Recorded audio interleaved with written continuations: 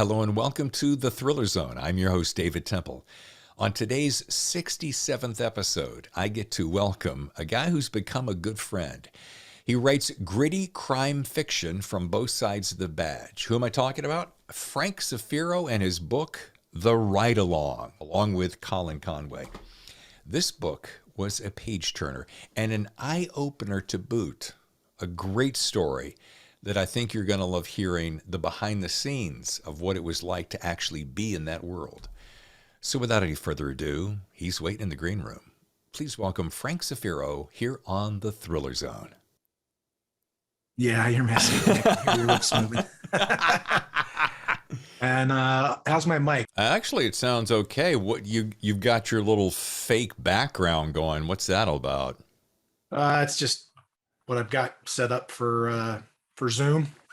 I can take it off if you want. Yeah, take it off because it looks. I get little bits and pieces of you, and you've got I see what it's doing. Yeah. Yeah, and you've got a pretty cool office set up.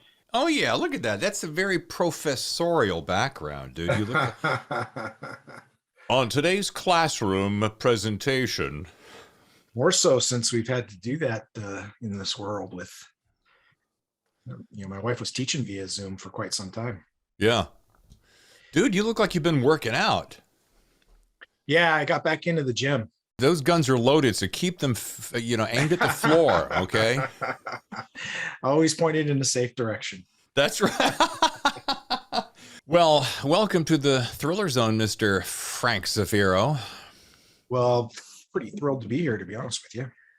Dude, I always look forward to talking to you. You're one of those guys that just shows up, does it, and always has great insights and motivation. It's always a treat. Well, it is for me too. And I was glad I was able to return the favor. I thought you had a good episode on my podcast as well. Yeah. Good. Yeah, I had fun with you. It's always interesting to flip on that side of the camera and get asked instead of doing all the asking. Oh, yeah. Yeah. Well, we'll get to this glorious little book, The Ride Along, featuring Frank Zafiro and Colin Conway, who is not on the show today, but we'll be talking about him. By the way, is this Zach? Did Zach do the front cover? Yeah, this is a Zach McCain cover. Yeah, Zach McCain. He's done a lot of your stuff, and I really dig his style. Yeah, between him and Eric Beetner, that makes up the majority of my book covers, design-wise. Oh, Eric does it too? I didn't know that. Huh. Well, he doesn't advertise it because the guy's such a nice guy. He can't say no if somebody asks him for something. So he doesn't let people know he does book covers, because then he'll get a deluge of cover requests. I usually ask him quite a ways out because he's so busy, Oh shit, I'm going after him now. He does a good job. He does my River City series, does my Spokompton series. This was a fun read. We're going to get to that in a minute. I think, I gulped it down in about 2 sittings. It was that kind of a read. But I'm going to save on that. I'd like to shoot out of the gate with, now you appeared on my other podcast, which was Naked Monday. And there's no sense, as we both know, having 2 podcasts about the writing world. So I put that one on hold until I rehab it. But for those who don't know you, without me sitting down going through a whole thing about military and cop and so forth, give my listeners a great, nice little encapsulation of your background, Frank. So guy who's always thought of himself as a writer, even as a kid. Went into the Army when I was 18, did 5 years, military intelligence. I was a Czech linguist, was there when the wall came down and the Velvet Revolution in Czechoslovakia. It was a pretty fine time for freedom. Got out of the military and after a couple of years went into law enforcement. I was a cop for 20 years and a day, during which time I did or commanded the unit that did pretty much every job that a police department the size of Spokane anyway does, and really started writing again in the fiction realm around 2004, about halfway through my career. And at that point it was crime fiction that spilled out, and so I've been writing crime fiction since about 2004, and kind of write I say gritty crime fiction from both sides of the badge because some of my series, for instance, the River City series, are police procedurals told from the perspective of the police. Others are on the other side of the badge, like my Spoke Compton series or the one I wrote with Eric Beatner, the Bricks and Cam Jobs. Those are from the criminal side. And so I've written about 35, 36 books to this point in about 7 different series, I think. I'd have to go count the series. Pretty much I say if you like mysteries, I've got about every subgenre covered except for traditional like Agatha Christie or cozy. Yeah. But private detective, police procedural, hard boiled, noir, anything in those arenas I've written.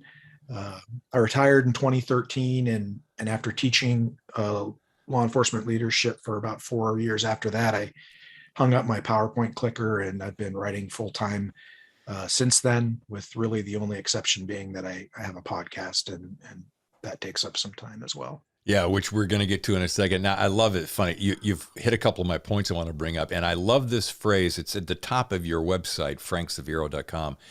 Gritty crime fiction from both sides of the badge. That is so. That is such an elegant and quick byline of who you are, and it's a perfect description of you. I mean, what a heck of a background. And this is why I like your work so much, Frank, is your background is the personification that gives it the authenticity that I need to go, yeah, especially with this book, especially with this. When I was reading this, I'm like, I truly felt like I was on the ride along. And yeah, you can describe I'm in the car and I'm answering this and I'm clicking this and I'm zipping and doing that. But no, there's a quality to your writing that I really thought I was like in the back seat, which we're going to get to in a second. But so there. Good. I'm glad.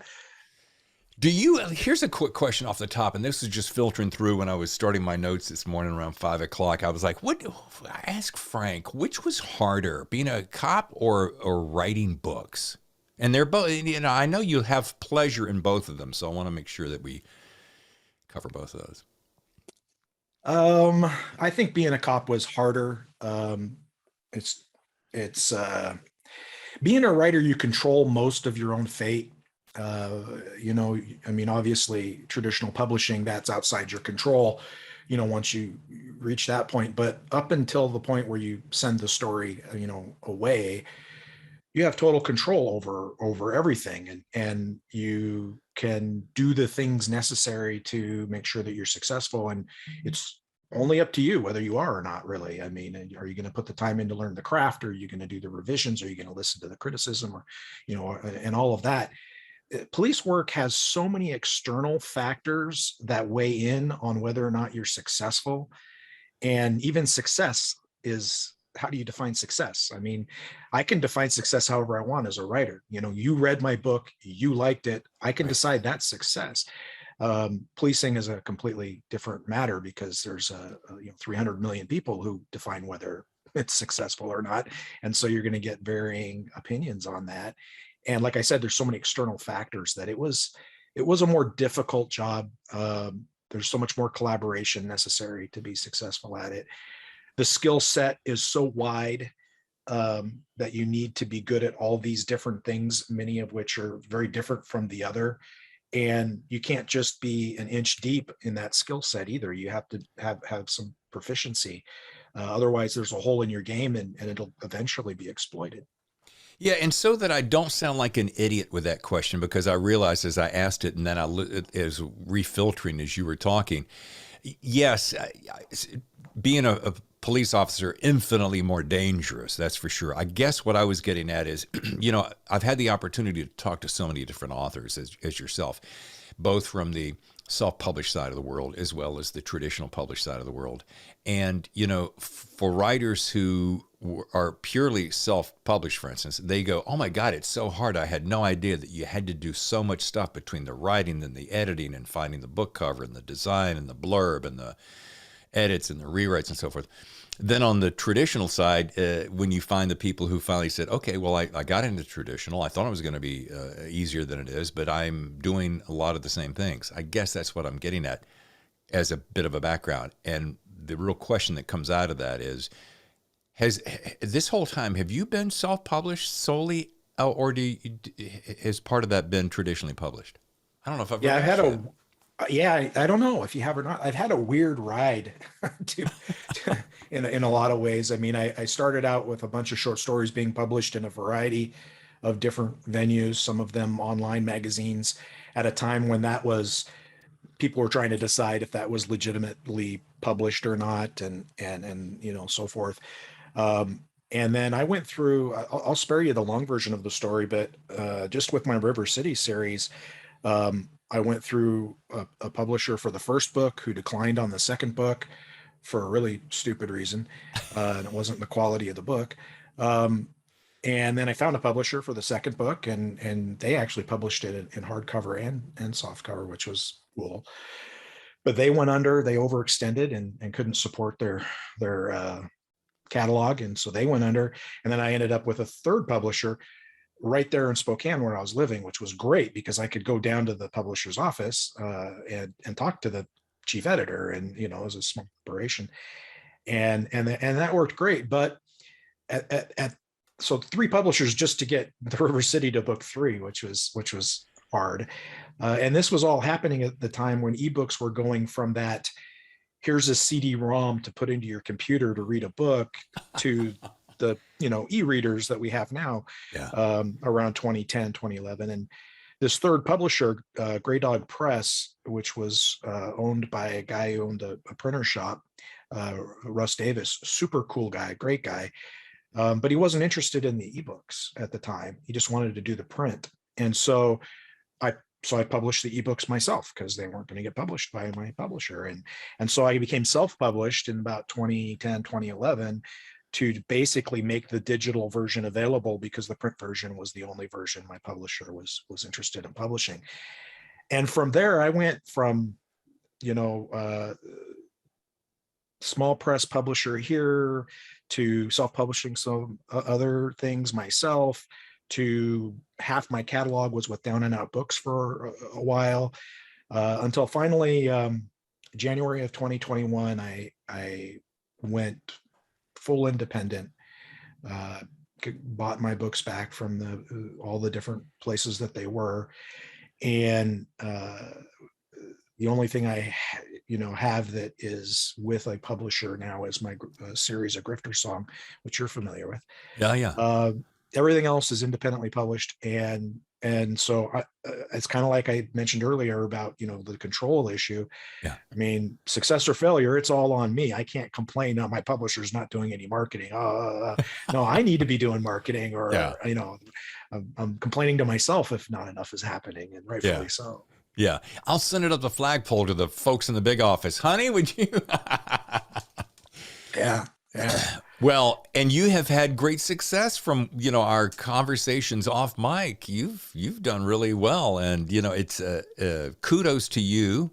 Secondly, it's an encouragement to us self-publishers who say, if you're up for it and you're game for the work, get out there and do it because you get the lion's share of the profits. Yeah, and I'll say three quick things to that. One is it is a lot of work. And we can have that conversation if you want. It's a lot of work.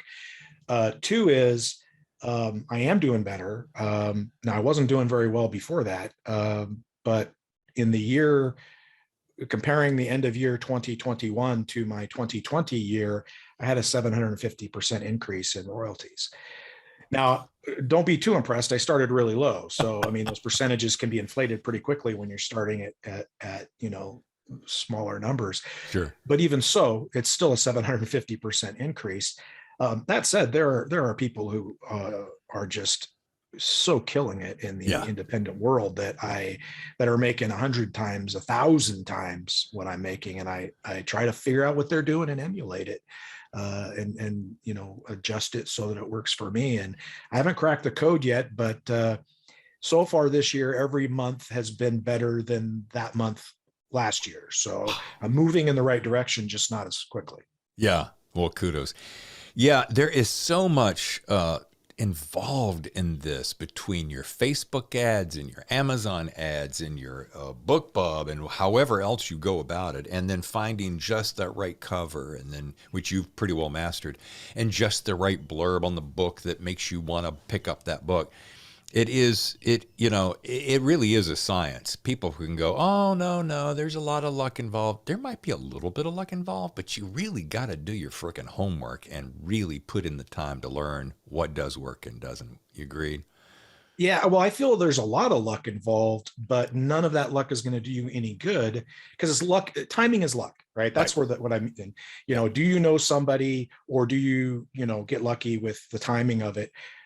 But if you don't have a good book already that has a good cover, that's a good story, that you've, put the time in and your craft is honed to a degree where your story and a bestseller from a New York publisher are on par with each other in terms of quality, then you can get all the best timing and great luck in the world. It's not going to do any good. I mean, when opportunity knocks, if you open the door in a bathrobe unshaven, then probably, it's going to turn and walk away. And so that's where you make luck work for you, right? Right. Just open the door and keep on the robe. Don't open up the robe and keep the. Anyway, Exactly. so, 20 years and a day, as you said, long time to do anything, much less something as potentially or more than potentially stressful as being an officer. Here's a question, another one of those questions that I just wanted to drill down on you. And I may have mentioned this in an earlier conversation, but I don't recall. How did you deal with that stress, especially as I was reading this book and it took me into the world of being a police officer? And then, of course, you just have to turn on the news these days and see how the guys and gals in blue are seen. How do you deal with that stress? Well, writing was part of the stress relief for sure. It was probably the one of the two healthiest ways that I dealt with it. There is something cathartic about writing about something that's stressful, no matter how you go about it, whether you're writing wish fulfillment stuff or just the bad feelings that you encounter, you're bleeding them off into a story or a book. It's very cathartic. It's there's a lot of stress relief there. And I played hockey a lot too, Yeah. and so physical activity is pretty common amongst people in stressful jobs like that. Um, and I've never been much of a drinker, but there were times in my life where I was, like short periods of time where I would be for whatever reason, and so that's huge. I mean, especially in law enforcement. I mean, Sure. you'll never I'm not saying there's not cops out there who have done drugs, but I'll tell you the 99% that I'm familiar with would never even think of doing drugs, but they'll drink like fishes, because Yeah. it's legal, and it's a huge stress reliever. And so those are probably in order the three ways that I dealt with stress. Fair enough. And you know what? You've seen what drugs will do. So with that front row seat at the ready every day, I would imagine you would say to yourself, why would I possibly want to get involved in that? You think you'd do the same thing with drinking though too, because I mean that was so prevalent in the job. I mean, especially if you work night shift, Yeah. you go on calls 70-80% of the time alcohol's involved. Well, some kind of drug is involved, and Sure. alcohol was the most common because it was legal. Sure. Normal law-abiding people would drink, and Sure. and then things would happen, and we'd encounter them. And so you think it'd put you off, but ultimately it didn't. Yeah. A lot of glasses got hoisted in those 20 years. All right. So let's break this down. You just mentioned seven different series. I've got five: River City, Spokehampton series, Stefan Kopriva, Charlie 316, along with Colin Conway, as we mentioned, The Bricks and Cam Jobs with Eric Beetner. So where are the other two? The Jack McRae mystery series, which it just has the one out now, although the second one, the first book is at this point in my life, and it came out in 2012 or 13. But next month in June, uh, the second book will finally come out. All That This Life Requires is the second Jack McCrae coming out. So that's another one. There's the Sandy Banks thriller series, which again only stands at one at the moment, but there'll be two more, one this year and one next year. That'll make that a trilogy. And then I've got a novella series, the Stanley Melvin PI stories. The first one of that was published last year by PI Tales as part of a double feature with Michael Bracken, who's his was actually nominated for a Derringer Award, his half. And that I'll publish that as a single in August, and then I've got a couple more Stanley Melvins that'll take place. Those are novellas, not novels, but Yeah. So. But dude, you're still putting in the time. I don't care. A novella can be what, 10, 20, 30, 40,000 words, but still you still got to do the work. You got to come up with a concept that hasn't been beat to death. You got to write it. You got to edit it, you draft it, tweak it, polish it, book it, cover it. So, that is no lean feat. Hey, this is Frank Zafiro, author of the River City series and The Ride Along, the new book in the Charlie 316 series. And I am hanging out here with David Temple on the Thriller Zone. And now back to the show. So what's the process? Having not read all of them, Frank, so please excuse me that I haven't read your entire library yet. I'm going to work on that. How are they different? And they're all some form of police procedural and or legal inclusion, correct? Yeah. I actually put a sidebar on my website recently that says like what books are for you or something like that. And you've got River City and the Charlie 316 series. These are police procedurals. Mm-hmm. That's multiple third person, an ensemble cast. And it's about, the process by which police deal with whatever the issue is in the book. Although in the River City series, I would say that Katie McLeod has become, for about 5 of the 8 books, or 6 of the 8 books, she's been the core character of the series, but it's an ensemble cast. The Stefan Kopriva series and the Jack McCrae series, those are both private investigator type of books. The Bricks and Cam Jobs is, they're assassins, they're hitmen. And so it's kind of action and dark comedy. Sandy Banks is action oriented. What am I leaving out here? The Anya series. No, you got them all. The Anya series with Jim Wilski. That's hard-boiled noir. Yeah. The Spokompton series is hard-boiled. So, like I kind of said before, wherever you want to land in any of those major subgenres, I've got something for you there. And if you like cozies, I can point to a couple of places. That's so funny. That's the thing that probably impresses me the most about you. If it has to do with crime, all you got to do, and you want a particular flavor, Frank's got you covered. So let's talk about, for instance, Colin Conway writes with you on the Ride Along. Do you like writing with a partner, and do you find it easier or harder? Total cop out, but the answer is different. I didn't give you a third option, sir. Well, it's easier in some ways and it's harder in some ways. Okay. It's harder in the sense that there's compromise involved. And you have to set your ego aside, and you have to try to be objective about your own contributions and always put the good of the book first.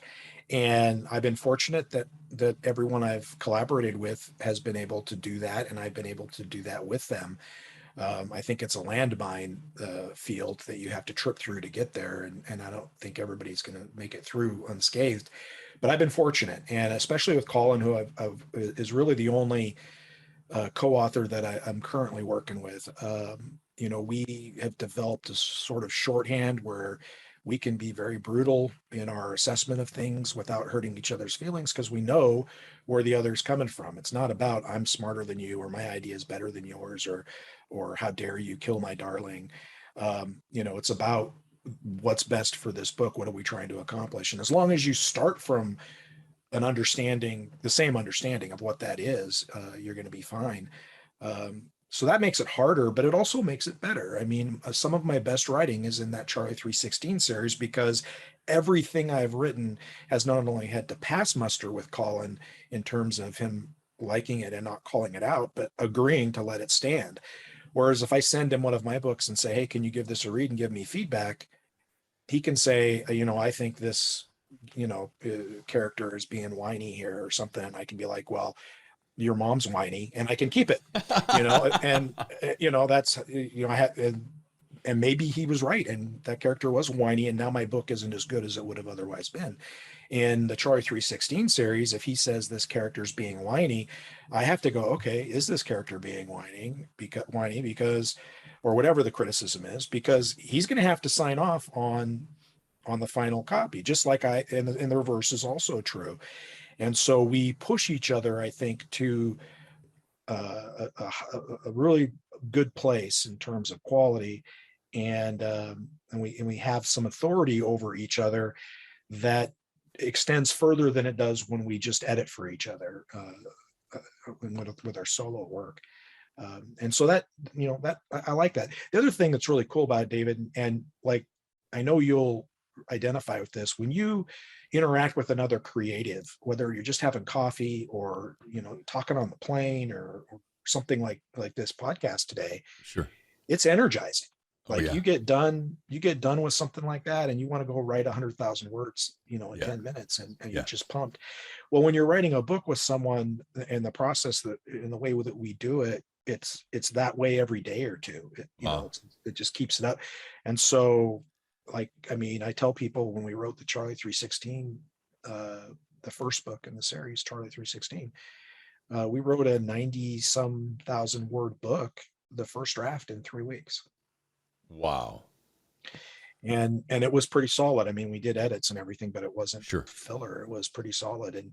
And that was because of that energy. And the other thing that's really good about having a collaborator is, I send you something, you send it back to me. As soon as I get it, like, I don't want to let it sit. I don't want to, I want to jump in and get at it and get it done, because you're waiting for me. And when I do my part, I want to do the very best job I can do first time through, because you're counting on me. And so there's that additional accountability during the process too. So there's a lot of positives to it.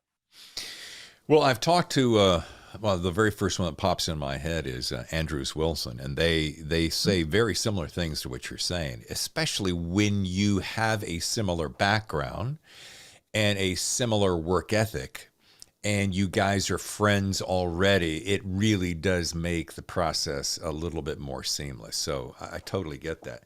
Before I pop off onto the ride along, I do want to ask this one question, because with this prolific output, I anyone who knows what it takes to make a podcast, to make a good one, will know how much time it takes. And I'm like, how do you, with all these books, still find time to do the podcast, which is Wrong Place, Right Crime? I mean, that's a handful, brother. Well, I don't do video, and that saves me some time. That does, yeah.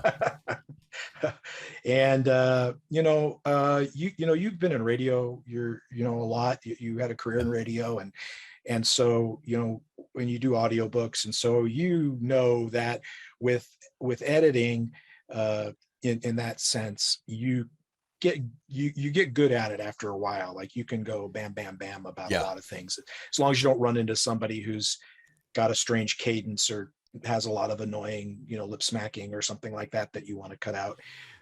You can buzz through pretty quick. The other thing I did, David, was, I started with an hour-long show every month, and I wanted to increase the number of episodes, but I know I couldn't do an hour a week. And so I started doing like 15 to 20 Actually, initially I was going to do like 8 to 12, but I can never shut up long enough for it to be that.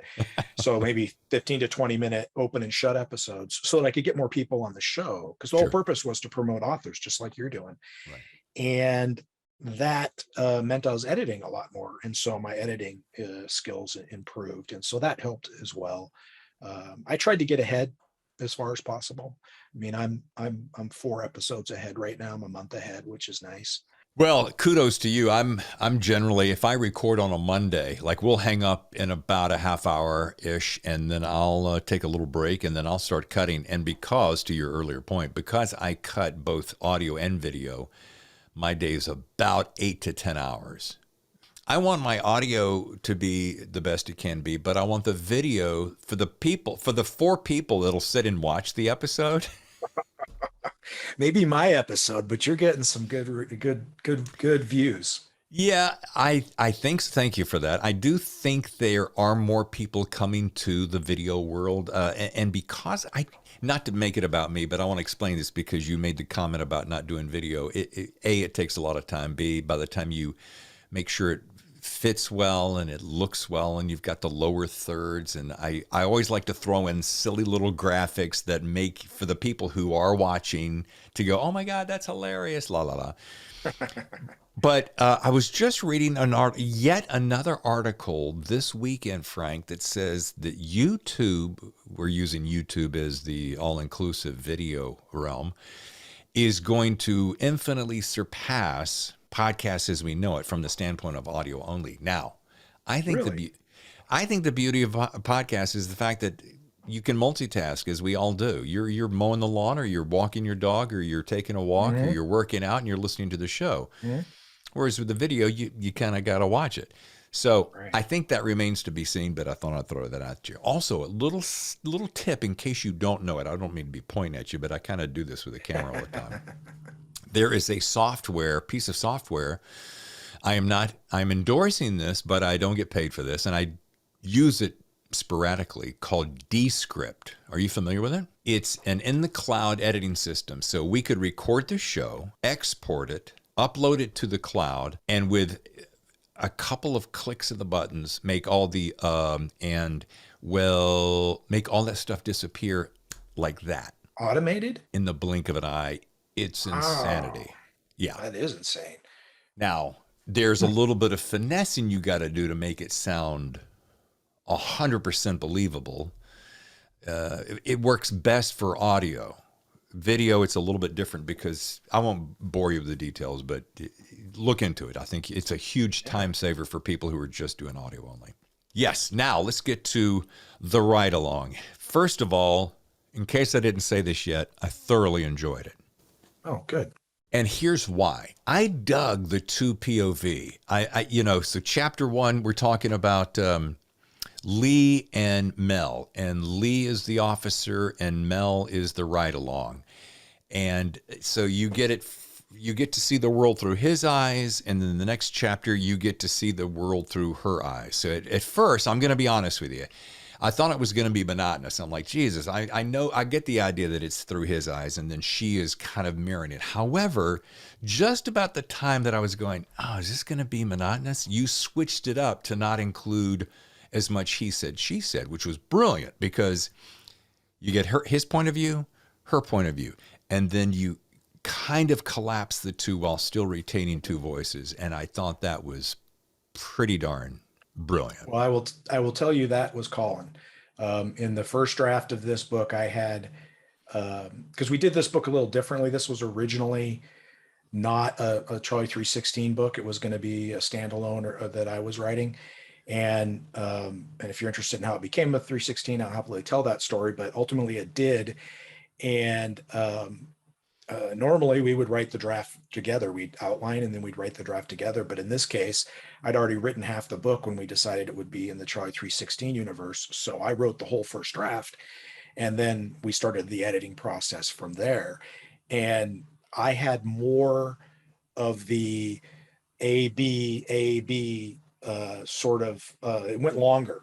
Yeah. It went like a couple of chapters longer because I really wanted to drive home the point of here's subjectively what one person saw. Here's the exact same situation, subjectively seen radically different. And Colin was like, psh, psh, psh, you know, too much. It's boring. Cut this out. Do this, do that. And I was like, you know what? You're right. All I got to do is establish that they're seeing the same things differently. And then instead of being A, B, I can kind of be like A and 5% of A, and then we're on to B, and then 5%, maybe not, maybe none of it, and we're on to B, and back onto A rather. And is, you know, once the reader understands that perception difference, it doesn't need to continue. So I'm glad that worked for you. Yeah, absolutely. Kudos to Colin, and I wish you were here. We could talk about that because, and again, you know, I'm not trying to offend you, but I was like, oh, Jesus, this thing is going to be like this all the way through it. And that would have been a little monotonous. But again, you set it up because here's what you're doing. And this is what I loved. You're teaching the viewer, reader, to follow the pattern. So you're setting the pattern, and it takes just a little bit of time, and then the reader will go, okay, I get what you're doing. And about that time, anyway, kudos to you. And I don't want to give too much away, but the book is clearly, I mean, the ride along. A woman is going along as a ride along, you know, with this police officer. Can you, though, share the underlying specificity that takes it from just a ride along to something more? And you don't have to get super elaborate because I don't want to spoil it. But you can. I guess the best way, Frank, to say it is, like I would like to do a ride along. If you were a police officer, I'd call you, Frank. Can I go on a ride along? Because I want to see the world through your eyes. I'm going to make notes so that my story will bear authenticity. However, she has a different motive, and can you share that? Yeah, I mean, officers get ride-alongs all the time throughout their career. I mean, it kind of ebbs and flows how available they are based on a number of factors, but it's a great way to reach out to the community and let people get a better understanding of what's happening within the police department. It's you can't do a large number of people at a time. That's the drawback to it, obviously. Whereas like a citizens academy, you can do 30, 40 people at a time, 25 people, whatever. You can only do a ride along one at a time, right? But the officer is Lee Salter. He is a third generation cop. He bleeds blue, good guy, good cop, but he has his own perspective. The writer is a teacher and police reform activist named Melody Weaver.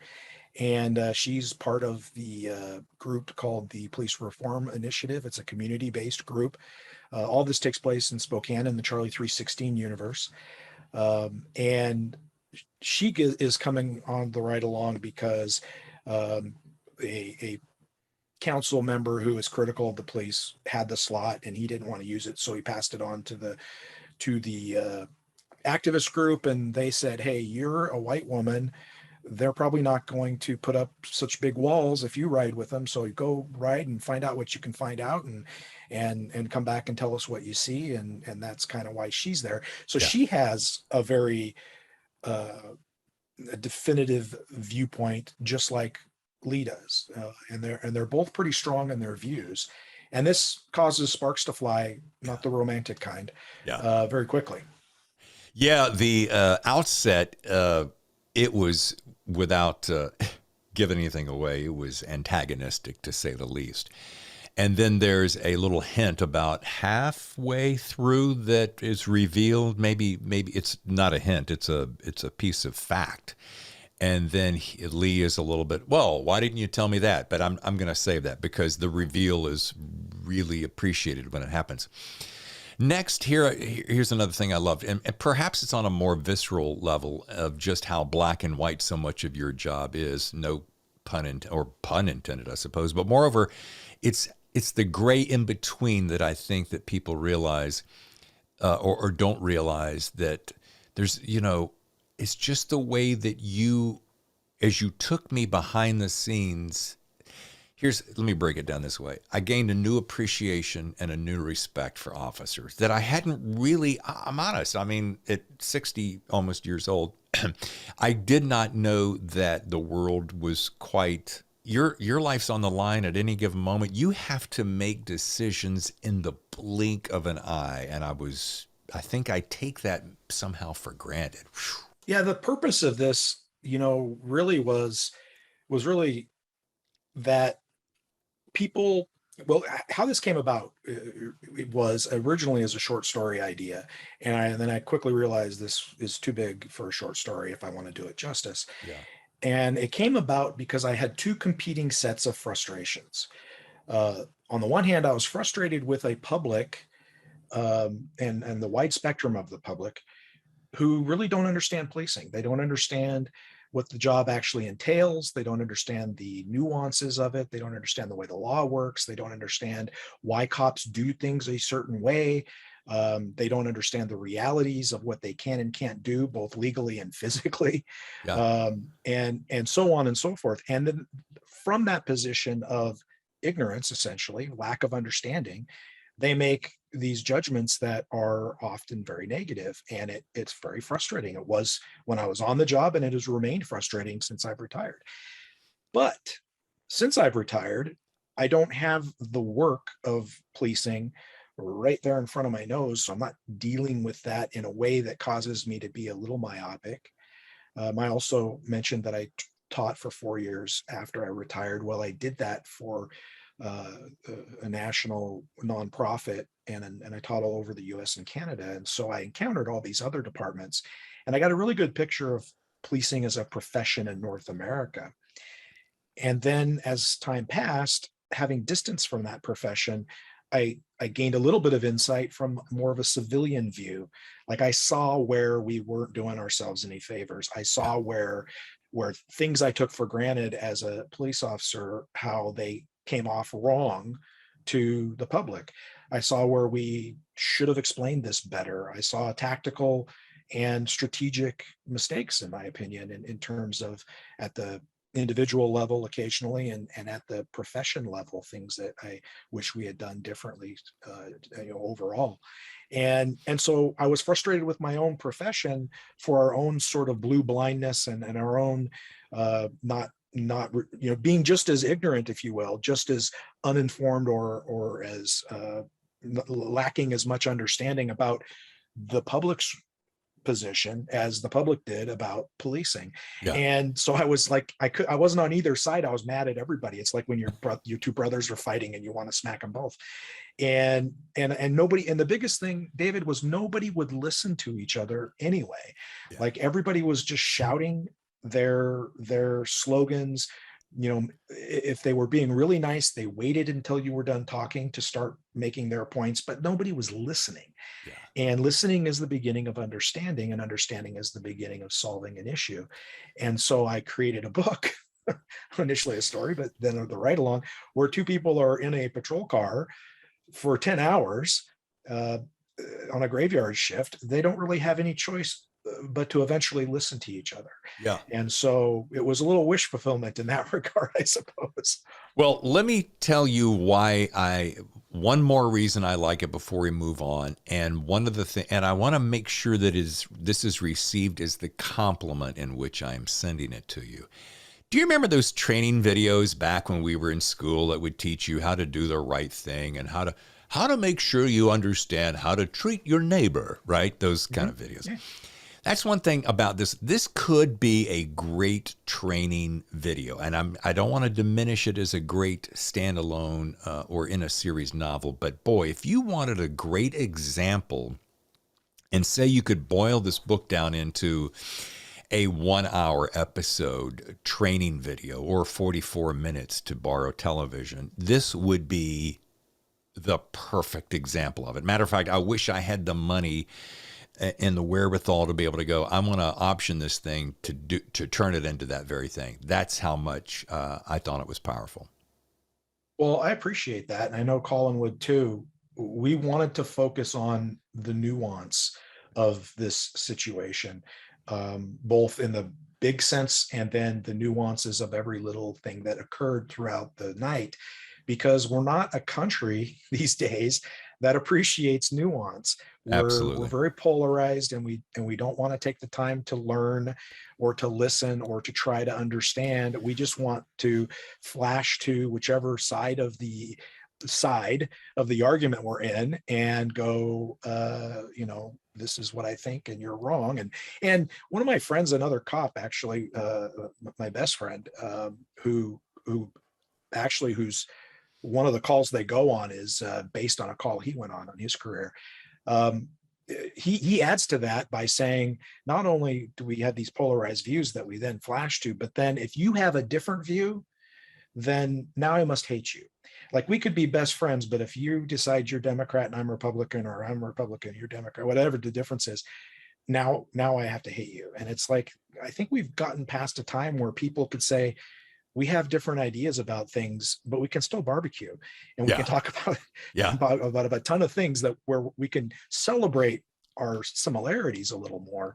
But that isn't happening. And so in this book, we explore the nuances. And that's a lot of the point, is for people to be exposed to nuances.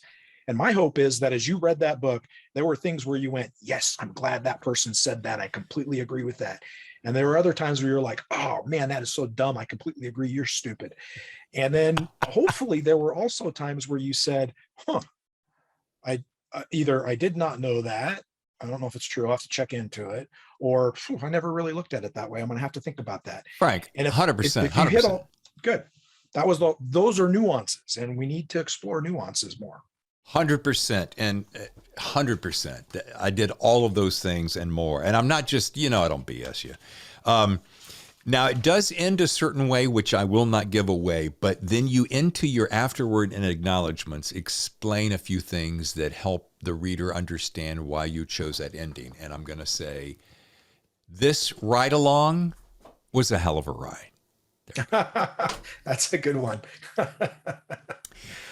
All right, before we get to rapid fire questions, because I'm coming up on my time that's due with you, and I do have this one piece of advice that I like to ask all my authors, especially ones as prolific as yourself. If you had to offer one piece of advice, it can be very short and simple because it'll probably end up being a soundbite. What's the one best piece of advice you would have for aspiring writers? Don't let your ego get in the way of accepting a good edit. But don't be afraid to remember the fact that it's your story and you have to make the final call. Solid advice. Bam! You know what that sounder means. You've heard the show before. It is time for rapid fire questions. Okay. Frank, do I have to hit a buzzer?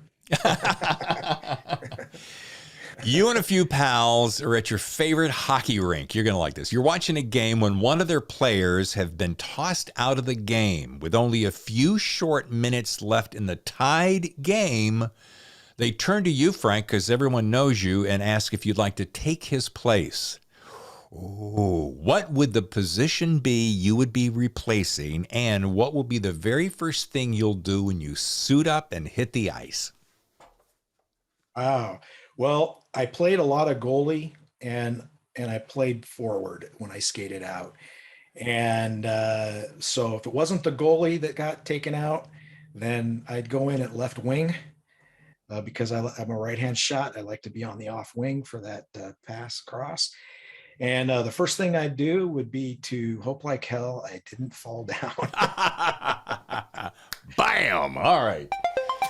You did not disappoint. All right. Similarly, you and your wife are at a concert of your favorite band. In fact, they let you guys hang out and watch from the wings or in the front row, whichever one you want, when suddenly their lead guitarist loses all the feelings in his hands.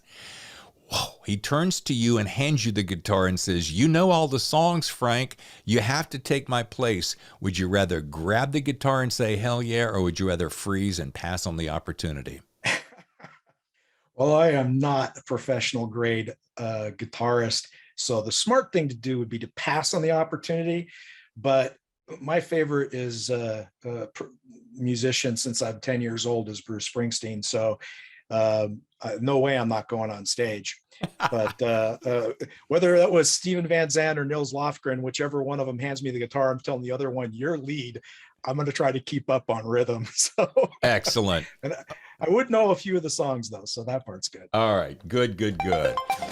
Number 3, Hollywood has just bought the rights to the Ride Along, and they want to turn it into a 3-episode series. Now, you've been asked to help produce it by suggesting 2 actors, one to play Lee Salter, the lead, and the other to play Melody Weaver, his Ride Along.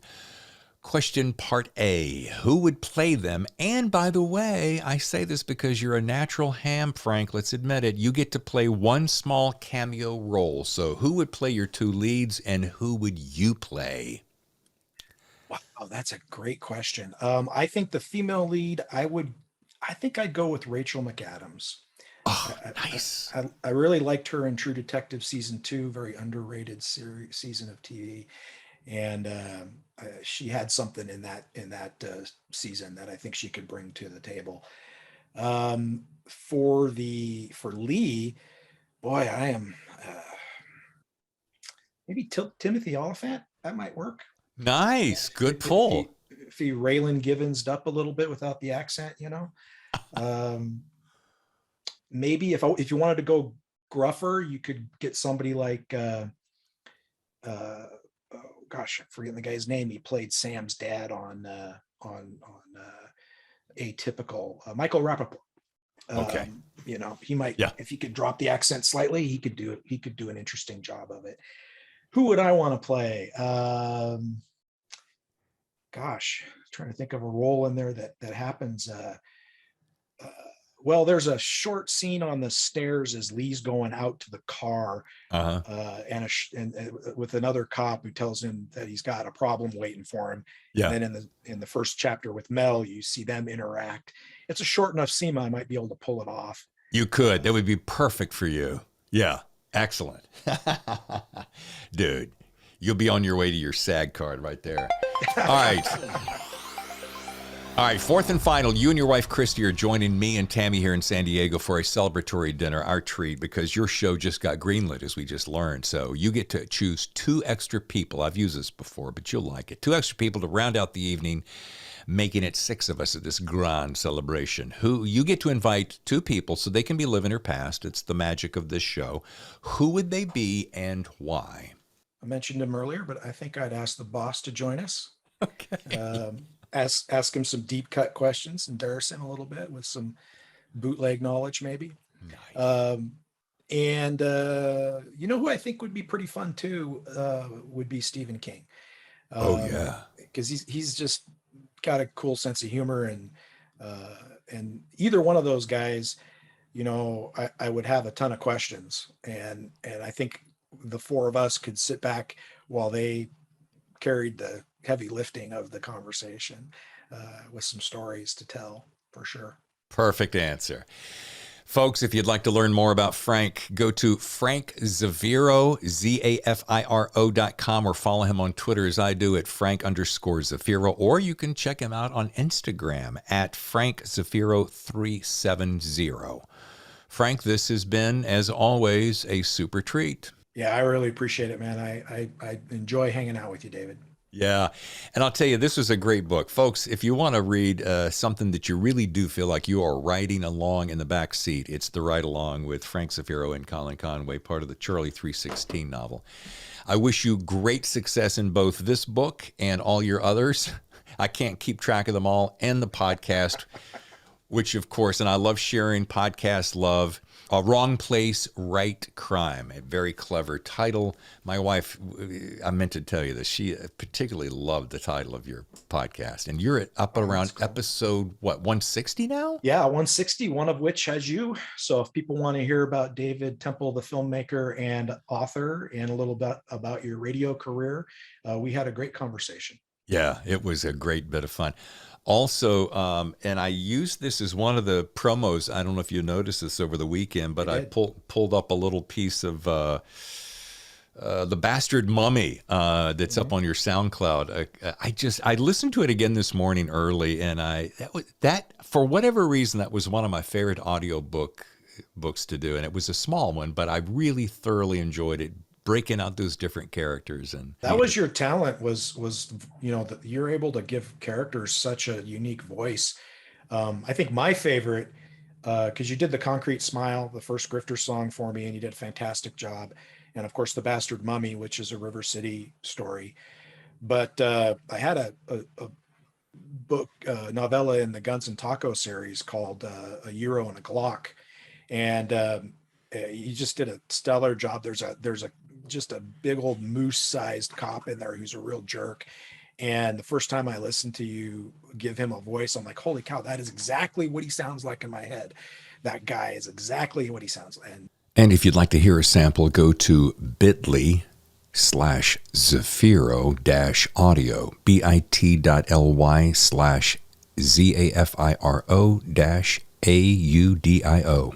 And so it just really brings, that to life. I mean, you said greenlit that your show and all that, pipe dream, that would be great. But it may never happen. So audiobooks is the closest I'm ever going to get to hearing my work performed, quite possibly. And so it's a joy to listen to narrators like yourself. Really, you're not just reading the book, you are performing it. And I always give it a listen when I get it back because I enjoy that performance. People out there are looking for a narrator. You got one sitting behind the mic right there. Well, Frank, you are so kind. I thank you for the opportunity. I love doing it. It's, between that and this podcast and writing, it's fulfilling. It's ticking all the boxes of what really makes me tick. And it's guys like you that help make the journey a fun one. So we are right at an hour. Thank you once again, Frank, frankzafiro.com. Check him out. Read his books. You'll enjoy it. Buddy, I look forward to seeing you again real soon. You bet. Always have good fun with Frank Zafiro. The book, once again, The Ride Along, co-authored with Colin Conway. Great book. Thanks, Frank. Wish you great big luck. Now, before I get to next week's guest, I want to say thank you to two of my sponsors. Number one, authorbytes.com, who's giving you 3 months free with a 1-year contract, and my good friends at Writer's Block Coffee, who supports me with delicious coffee and you with a 15% discount on your first order. So thank you. Also, quick housekeeping.